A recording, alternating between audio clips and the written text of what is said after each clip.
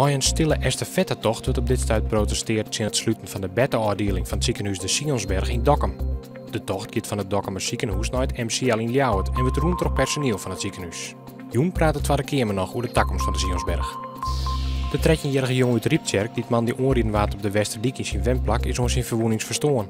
Hij stutst maar zijn fiets de diek en waard door onreden door een auto. De jongen waart maar de traumahelikopter naar het ziekenhuis in Greensvlein dat er letter verstoorn is. Tal meldings van huiselijk geweld is verliezen hier in Friesland maar 30% tana. Nevens de maatschappelijke organisaties komt dat door de betere gearworking tussen de hulpverlening en de politie. Daardoor worden problemen eerder signaleerd. Er is op het stuit een grote vlecht op zonnepaneel. Er is zelfs zoveel belangstelling dat de installateurs de drukte kwalijk onderkennen.